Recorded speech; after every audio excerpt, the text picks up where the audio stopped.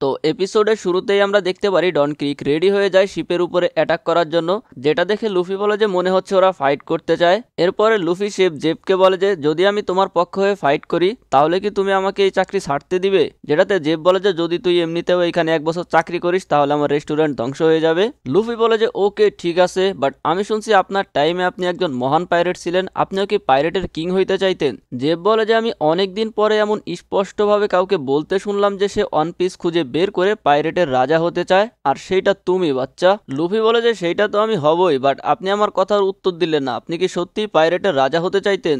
Jeff বলে যে বর্তমানে তো আমি এই রেস্টুরেন্টের মালিক আর এইটাই আমার জন্য যথেষ্ট। অন্যদিকে ডন ক্রিক ও লোকদেরকে বলে যে আমরা যদি এই রেস্টুরেন্টটা নিয়ে নেই তাহলে আমরা গ্র্যান্ড লাইনে গিয়ে ওইখানে মানুষকে বোকা বানিয়ে মেরে ফেলতে পারবো। এর মধ্যে একজন বলে যে তাদের মধ্যে একজন যদি মিহকের মতন হয় তখন কি হবে? এইটা শুনে ডন ক্রিক রাগ হয়ে যায় আর সঙ্গে সঙ্গে লোকটাকে গুলি করে মেরে ফেলে। এরপর বলে যে তোমাদের এখনো মনে হয় সাধারণ কোনো মানুষের পক্ষে এইভাবে শিপ কেটে ফেলা সম্ভব? আমার তো মনে হয় মিহকের কাছেও কোনো ডেভিল ফ্রুটের পাওয়ার আছে, আর মিহককে তো আমার কাছে কোনো মানুষও মনে হয় না, মনে হয় কোনো ডেভিলের কাছে ও নিজের আত্মাকে বিক্রি করে দিছে। আর শেফ জেফ 1 বছর যাবৎ গ্র্যান্ড লাইনে ট্রাভেল করছে, কোনো না কোনো উপায় তো সে অবশ্যই বের করছে এইসব মনস্টারের সাথে ডিল করার জন্য, যেইগুলো তার লগবুকে লেখা আছে। আর আমরা যদি লাকি হই লগবুকের মধ্যে ওয়ান পিসের লোকেশনও পেয়ে যাইতে পারি। এইসব শুনে তো ওর লোকদের মাঝে জোশ চলে আসে যে ভাই লগবুক পেয়ে গেলে আমরা ওয়ান পিস পেয়ে যাব। সানজি বলে যে তার মানে এই রেস্টুরেন্ট একটা যুদ্ধের ময়দান হয়ে যাবে। সানজির ছোটবেলার কথা মনে পড়ে যখন ও সমুদ্রের মধ্যে ভেসে যাচ্ছিল, আমরা জেফের ভয়েসে শুনতে পারি জেফ বলে যে যদি এখানে একটা রেস্টুরেন্ট থাকতো। এরপরে আমরা শেফ জেফ আর সানজিকে ছোট্ট একটা টাপুর উপরে দেখতে পারি, যেখানে জেফ বলে যে যদি আমি এইখান থেকে বেঁচে যাই তাহলে আমি সমুদ্রের মাঝখানে একটা রেস্টুরেন্ট দিব, এইটাই আমার লাইফের পারপাস। আর গাইস সানজির ব্যাক স্টোরিতে এটা আমরা আরো ডিটেলস জানতে পারবো যে কি হয়েছিল সানজি আর শেফ জেফের সাথে। যাই হোক, এরপরে সানজি একজন শেফকে বলে যে জাহাজের পাঙ্খা খুলে দাও, যেটা শুনে ওই লোকটা বলে যে কিন্তু তাতে তো এনিমির জন্যই ভালো হবে, কারণ এইখানে ফাইট করার জন্য ওরা অনেক বেশি জায়গা পেয়ে যাবে। সানজি বলে যে ওইটা নিয়ে তোমার চিন্তা করতে হবে না, তোমার জাস্ট খুলে দিতে বলছি, খুলে দাও। শেফ বলে যে আচ্ছা ঠিক আছে, আর এখান থেকে যাওয়া শুরু করে। এর মধ্যে ডন ক্রিকের কিছু লোক অ্যাটাক করার জন্য সামনের দিকে আগায় আসতেছিল, যেটা দেখে লুফি খুশি হয়ে যায় যে ফাইনালি ওরা আসতেছে, আর নিজের শরীরকে লম্বা করে পিছনের দিকে নিয়ে যায়। এরপরে হাত ছেড়ে দেয় আর বলে গম গম রকেট। আর ভাই ও সামনে উড়ে যাওয়ার সময় ডন ক্রিকের ওইসব লোকদেরকে মেরে দেয় আর নিজে গিয়ে ডন ক্রিকের শিপের একটা খামের উপরে বসে পড়ে, যেটা দেখে বাকি শেফরা তো অনেক খুশি হয়ে যায় যে ভাই কি মাইটটাই না দিছে। সানজি বলে যে এটা তো বিশ্বাস করাই কঠিন, এর মতন লোক দিয়ে গ্র্যান্ড লাইন ভরে যাবে। জেফ বলে যে সানজি যতক্ষণ পর্যন্ত এই ফাইট শেষ না হয় ততক্ষণ পর্যন্ত ওর উপর থেকে নজর সরায়ও না, শুধু দেখো কি করে। এদিকে লুফি যেই খামটার উপরে বসেছিল ওইটা তো ডন ক্রিকের ভেঙে যাওয়া শিপের একটা খুঁটি। তো ডন ক্রিক হাসে আর বলে যে বাচ্চা মনে হচ্ছে তুমি জানো না যারা ডেভিল ফ্রুট খায় ওদের সমুদ্রের অভিশাপ লেগে যায়, ওরা সমুদ্রের মধ্যে সাঁতরাইতে পারে না। লুফি বলে যে এটা আমি জানি, তবে আমার কাছে সমুদ্র ভয় লাগে না। এর মধ্যে সেই শেপটা চিল্লাই বলে যে ও জাহাজের পাখা খুলে দিতেছে, আর আমরা দেখতে পারি আস্তে আস্তে জাহাজের পাখা খুলে দেওয়া হয়, যেটা অ্যাকচুয়ালি দেখতে পাখির দুইটা ডানার মতন জাহাজের দুই পাশ থেকে উপরে উঠে আসে, আর জাহাজের দুই পাশে বিশাল বড় একটা জায়গা তৈরি হয়ে যায়। আর লুফি তো জানো ভাই বাচ্চাদের মতন, লুফি এটা দেখে চিল্লায় ওঠে ওয়াও এটা তো জোস।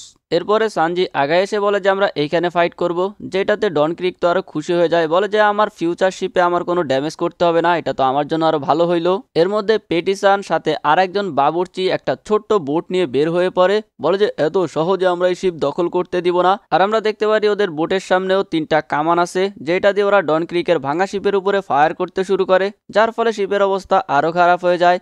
এইটা দেখে তো বাকি শেফরা আরো অনেক খুশি হয়ে যায় আর বলে যে পুরো ভেঙে দাও, ওকে শেষ করে দাও। কিন্তু বোট যখনই ডন ক্রিকের সামনে পৌঁছায় ডন ক্রিক মাত্র এক হাত দিয়ে ওদের বোটকে থামিয়ে দেয় আর বলে যে আমি হচ্ছে সেই মানুষ যে এই সমুদ্রে রুল করবে। আর এই ছোট বোট কিন্তু ভাই এতটাও ছোট না, যেটা তোমরা ডন ক্রিকের সামনে দেখতেই পারতেছো, এটা কিন্তু ভালোই বড়। আর এরপরে ডন ক্রিক এই বোটটাকে এক হাত দিয়ে উঁচু করে বারাটিয়া শিপের দিকে ছুঁড়ে মারে, মানে এটা থেকে তোমরা আন্দাজ করতেই পারতেছো ভাই ডন ক্রিক কতটা পাওয়ারফুল। বোট গিয়ে সরাসরি বারাটিয়া রেস্টুরেন্টের উপরে পড়তেছিল, যেটা দেখে সবাই ভয় পেয়ে যায়, কিন্তু সানজি উড়ে গিয়ে লাথি দিয়ে বোটটাকে একটু দূরে ফেলে দেয়। এইটা দেখে তো ডন ক্রিকের লোকেরা অবাক হয়ে যায় যে এত বড় একটা বোটেও কিভাবে লাথি দিয়ে ফেলে দিল। সো বুঝতেই পারতেছো আমাদের সানজি ভাইও কিন্তু কম না। এর মধ্যে সেই ভাঙা বোট থেকে পেটিসান আর শেফ বের হয়ে আসে আর সানজিকে বলে যে বলো তুই কি পাগল নাকি, নিজের বন্ধুদেরকে মারতে চাস? আমরা এটার ভিতরে ছিলাম, এত জোরে লাথি মারার কি দরকার ছিল? এর মধ্যে ডন ক্রিকের কিছু লোক এসে সামনে থাকা শেফদেরকে মেরে নিচে ফেলে দেয় আর বলে যে আমরা হইতেছে একেবারে প্রফেশনাল ফাইটার, তোদের মতন সাধারণ শেফ কি কখনো ফাইট আমাদের সাথে পারবে? ওখানে থাকা শেফরা বলে যে আমাদের কোনো নর্মাল শেফ মনে করিস না, কারণ এইখানে আমরা গুন্ডাদেরকে হ্যান্ডেল করেই টিকে আসি। এরপরে পেটিসানের সাথে থাকা সেই শেফটা বলে যে আমরা প্রায় 300 রেস্টুরেন্টের উপরে ভিজিট করছি, কিন্তু সব জায়গা থেকেই আমাদেরকে বের করে দেওয়া হয়তো, কারণ ভাই স্বাভাবিক এদের স্বভাবগুলো একটু গুন্ডা টাইপের, বুঝতেই পারতেছো। দেন বলো যে বাট ফাইনালি আমরা এইখানে নিজেদের ঘর খুঁজে পাইছি। আমাদেরকে দেখানো হয় পেটিসান আর এই শেফ যখন প্রথমবার এই রেস্টুরেন্টে আসে, তখন এখানে সানজি অনেক ছোট, শেফ জেফ আর সানজি রান্না করতেছিল। পেটিসান এসে জিজ্ঞাসা করে এইটাই কি রেড ফুড জেফের রেস্টুরেন্ট? এখানে নাকি বাবুর্চির দরকার আছে। রেড ফুড জেফ ওদেরকে সবকিছু বোঝাই, বলে যে দেখো সাধারণত এইখানে যারা খাইতে আসবে তারা পাইরেট বা গুন্ডা টাইপের, তাদেরকে তোমরা হ্যান্ডেল করতে পারবা কিনা ইটিসি। এরপরে আমরা দেখতে পারি ওরা দুজন এখানে কাজ করতে শুরু করে, বাট মাঝে মাঝে নিজেদের মধ্যে মারামারি হইতো, কারণ ভাই ওদের স্বভাবই এরকম। প্রেজেন্ট টাইমে বলে যে আর আমরা খাবার তৈরি করতে এখানে প্রতিদিনই লড়াই করি, সেই তুলনায় এই পাইরেট তো কিছুই না।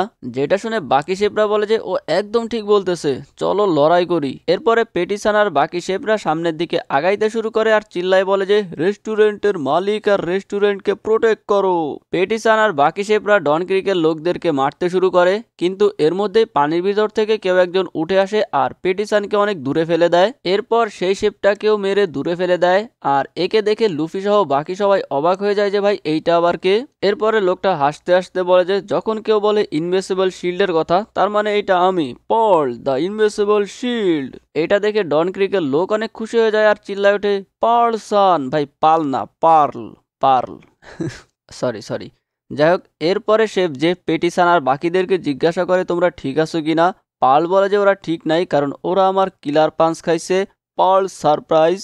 এর মধ্যে একটা ডন ক্রিকের লোক এসে পেটিসানের হাত থেকে ওর ছুরিটা নেওয়ার চেষ্টা করতেছিল, কারণ ছুরিটা ওর ভালো লাগছে। তখনই সানজি এসে লোকটাকে একটা লাথি মেরে দেয়, যার ফলে ছুরিটা উপরে উঠে যায়। সানজি সেটাকে ক্যাচ করে ফেলে আর পাইরেটটা উড়ে গিয়ে সাথে আরো 2-3 জন নিয়ে পার্লের শিল্ডের সাথে বাড়ি খেয়ে বেহুশ হয়ে পড়ে। যেটা দেখে লুফি ইমপ্রেস হয়ে যায় আর বলে যে ও তো ভালো করে জানে কিভাবে কিক করতে হয়। সানজি চিল্লায় বলে যে কিচেনের ছুরি একটা বাবুর্চির সোলের মতো হয়, তোদের সাহস কি করে হলো এটাতে হাত দেওয়ার? এরপরে ছুরিটা ও পেটিসানের হাতে দিয়ে বলে যে চিন্তা করো না, ওদেরকে আমি দেখতেছি। এরপরে সানজি ওইসব পাইরেটদেরকে মারতে শুরু করে আর ও সবসময় পা ইউজ করতেছিল। মানে ভাই বুঝতে পারতেছো সানজি এখানে হচ্ছে জেফের থেকে ট্রেনিং নিছে আর সানজিও শুধুমাত্র পা ইউজ করে ফাইট করে। পার্ল এইটা দেখে ইমপ্রেস হয়ে যায় আর বলে যে ওয়াও, শুধুমাত্র পা ইউজ করে তুমি সবাইকে হারাই দিলা, খুব ইমপ্রেসিভ। সানজি বলে যে একজন বাবুর্চির জন্য হাত খুবই ইম্পর্টেন্ট, সো আমি ব্যাটেলে তাদেরকে আঘাত দিতে পারি না, এই জন্য শুধুমাত্র পা দিয়েই আমি তোকে হারাই দিব। পার্ল বলে যে এটা কখনোই সম্ভব না, তুমি দেখতে পারতেছো আমি ইনভিসিবল ম্যান, আমি 61টা ব্যাটেল উইন হয়েছি কোনো রকম আঘাত ছাড়াই। এর মধ্যে ডন ক্রিক হঠাৎ করে লুফির উপরে অ্যাটাক করে দেয়। লুফি যে খুঁটিটার উপরে বসা ছিল সেটা ভেঙে উঠতে শুরু করে। এদিকে পার্ল ডায়লগ বাজি করতেছিল যে আমাকে ক্যানন বলো কিছু করতে পারে না। তখনই পিছন থেকে লুফি উড়ে এসে ওর ঘাড়ের উপরই পড়ে আর নিচে নেমে বলে যে ও ভাই বাইচে গেছি, যে আমি সমুদ্রের মধ্যে পড়ি নাই। কিন্তু এর মধ্যে খেয়াল করে যে পার্লের নাক দিয়ে রক্ত বেরোচ্ছে, যেটা দেখে ডন ক্রিকও বলে যে আরে ভাই এটা তো ভালো হইলো না। বাকি পাইরেটরাও ভয় পেয়ে যায় আর বলে যে পার্ল শান্ত হও প্লিজ, কিচ্ছু হয় নাই, কিচ্ছু হয় নাই। কিন্তু ভাই কে শোনে কার কথা? পার্ল লিটারেলি বাচ্চাদের মতন কান্না করতে শুরু করে আর ওর হাতে থাকা শিল্ড দুইটা বাজাইতে শুরু করে আর চিল্লায় ডেঞ্জার ডেঞ্জার ডেঞ্জার। আর দেখতে দেখতে পার্লের সারা শরীরে সাদা কালারের আগুন লেগে যায়। সবাই বলে যে পার্ল সান যখন আপসেট হয়ে যায় তখন সে একটা আগুনের দলা হয়ে যায়। পার্ল চিল্লাই বলে যে ফায়ার পার্ল স্পেশাল থ্রেট, আর আমরা দেখতে পারি ওর আশেপাশে যারা ছিল সবার শরীরে আগুন লেগে যায়। এদিকে ডন ক্রিক চিল্লাইতে থাকে যে ওই শিপ আমরা নিব আর বলদটা সেইটাকে জ্বালায় শেষ করে দিতেছে। এদিকে লুফিও এদিক সেদিক দৌড়ানো শুরু করে কারণ ওর পাছায় আগুন লেগে গেছে। সানজি দেখতে পারে যে ভাই এইভাবে তো শিপে আগুন লেগে শিপটা নষ্ট হয়ে যাবে। পার্লের আশেপাশে চারদিকে আগুন লেগেছিল। সানজি লাফ দিয়ে ভিতরে চলে যায় আর পার্লকে একটা লাথি মেরে দেয়, কিন্তু পার্ল সেটাকে শিল্ড দিয়ে ঠেকিয়ে দেয়। এরপরে সানজি খুবই ভাবসাব নিয়ে পার্লের আগুন দিয়ে একটা সিগারেট জ্বালায় আর এরপরে আবারও পার্লকে একটা লাথি মারে আর এইবার পার্ল নিচে পড়ে যায়, যার ফলে পার্লের নাক দিয়ে আরো বেশি রক্ত বের হইতে শুরু করে।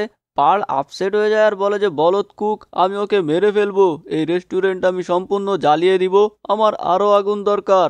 এইটা বলে ও চিল্লায় ওঠে আর সঙ্গে সঙ্গে ওর শরীরে যেসব মতি লাগা ছিল সেইগুলো আগুন সহ বের হয়ে রেস্টুরেন্টের ভিতরের দিকে যাইতে শুরু করে, যেটা দেখে সব শেফ ভয় পেয়ে যায়, কারণ এগুলো গিয়ে যদি রেস্টুরেন্টের ভিতরে পড়ে তাহলে এক্সপ্লোড হয়ে সম্পূর্ণ রেস্টুরেন্টই ধ্বংস হয়ে যাবে। কিন্তু দরজার সামনে দাঁড়ানো ছিল শেফ জেফ। মতিগুলো যখনই জেফের কাছে গিয়ে পৌঁছায়, জেফ হাওয়াতে জাস্ট নিজের পাটা ঘুরায় আর সঙ্গে সঙ্গে সব আগুন নিভে যায়। এটা দেখে পার্ল অবাক হয়ে যায় যে ভাই এটা কিভাবে করতে পারলো। ইভেন বাকি সবাই অবাক হয়ে যায় যে এটা সম্ভবই না। এর মধ্যে ডন ক্রিক সানজির উপরে ওর অস্ত্র দিয়ে অ্যাটাক করে দেয়, কিন্তু সানজি সেইখান থেকে বের হইতে পারতেছিল না, কারণ হচ্ছে সানজির চারদিকে আগুন অনেক বেড়ে গেছে। তখনই সেইখানে লুফি চলে আসে আর বলে গাম গাম বাজুকা, আর ডন ক্রিকের অস্ত্র ডন ক্রিকের দিকেই ছুড়ে মারে। কিন্তু দুঃখের বিষয় লুফির পিছনে তখনও আগুন জ্বলতেছিল। ডন ক্রিকের অস্ত্র ডন ক্রিকের পাশে থাকা একটা খুঁটির নিচে গিয়ে লাগে, যার ফলে খুঁটিটা ভেঙে পড়তে শুরু করে আর পরবিত পর পার্লসানের উপরেই পড়ে। আর পার্লসান ওইখানেই শেষ হয়ে যায়। ডন ক্রিক বলে যে বুঝছি এদের দিয়ে কিছু হবে না, শেষে শুধু আমি আমাকেই ভরসা করতে পারি। এইটা শুনে ভিতর থেকে কেউ একজন শেফ জেফকে নিচে ফেলে দেয় আর ওনার উপরে পা রেখে বলে যে যুদ্ধ এখানেই শেষ। আর আমরা দেখতে পারি এইটা গিন, যে জেফের মাথায় বন্দুক ধরে রাখছে। লুফি আর সানজি গিনের দিকে তাকায় থাকে আর জেফ নিচে পড়েছিল। আর এই এপিসোড এখানেই শেষ হয়ে যায়। আশা করি তোমাদের কাছে ভালো লাগছে। ভালো লাগলে লাইক করে দিও, চ্যানেলটা সাবস্ক্রাইব করে নিও। আজকের মতন এ পর্যন্তই। মিতে কুরেতে আরিগাতো।